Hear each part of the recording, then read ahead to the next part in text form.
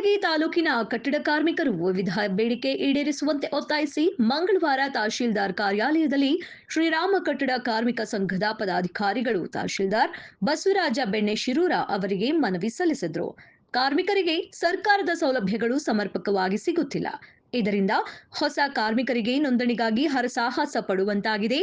ಆದ್ದರಿಂದ ನಿಜವಾದ ಕಾರ್ಮಿಕರನ್ನ ಅಧಿಕಾರಿಗಳು ಪತ್ತೆ ಹಚ್ಚಿ ಅವರಿಗೆ ಕಾರ್ಡ್ ದೊರೆಯುವಂತೆ ಮಾಡಬೇಕು. ಕಾರ್ಮಿಕ ಇಲಾಖೆಯ ಕಲ್ಯಾಣ ಮಂಡಳಿಯಿಂದ ಕಾರ್ಮಿಕರಿಗೆ ತೊಂದರೆ ಉಂಟಾಗುತ್ತಿದೆ ಹಾಗೂ ಮದುವೆ ಸಹಾಯಧನ, ಬಾಣಂತಿಯರ ಸಹಾಯಧನದಲ್ಲಿ ವಿಳಂಬ, ಶಿಕ್ಷಣ ಭತ್ಯೆ ಸೇರಿದಂತೆ ಇನ್ನು ಅನೇಕ ಸೌಲಭ್ಯಗಳಿಂದ ಕಾರ್ಮಿಕರು ವಂಚಿತರಾಗುತ್ತಿದ್ದಾರೆ. ಈ ಕುರಿತು ಅನೇಕ ಬಾರಿ ಮೇಲಾಧಿಕಾರಿಗಳ ಗಮನಕ್ಕೆ ತಂದರೂ ಯಾವುದೇ ಪ್ರಯೋಜನವಾಗುತ್ತಿಲ್ಲ.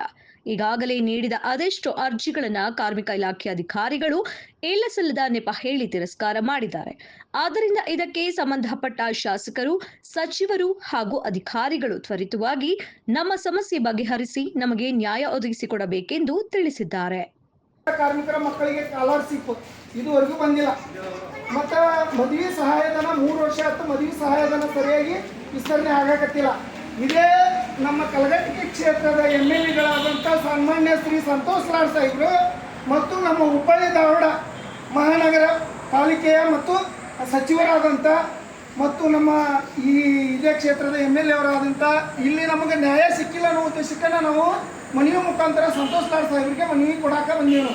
ಸಂತೋಷ್ ಲಾಡ್ ಸಾಹೇಬರಿಗೆ ಮತ್ತು ಮುಖ್ಯಮಂತ್ರಿಗಳಿಗೆ ಮತ್ತು ಕಾರ್ಮಿಕ ಇಲಾಖೆ ಸಚಿವರಿಗೆ ಅವರಿಗೆ ಮನವಿ ಕೊಡಾಕತ್ತೀವಿ. ಮನವಿ ವಿಷಯ ಏನಂದ್ರೆ ನಮ್ದು ನಿಜವಾದ ಕಟ್ಟಡ ಕಾರ್ಮಿಕರಿಗೆ ಸ್ಕಾಲರ್‌ಶಿಪ್ ಬಂದಿಲ್ಲ, ಹೆರಿಗೆ ಸಹಾಯಧನ ಬಂದಿಲ್ಲ ಮತ್ತು ಮರಣ ಸಹಾಯಧನ ಬಂದಿಲ್ಲ. ಆಫೀಸಿಗೆ ಹೋಗಿ ಕೇಳಿದ್ರೆ ಹುಡಾಕ ಉತ್ತರ ಕೊಡ್ತಾರೆ ಅವರು.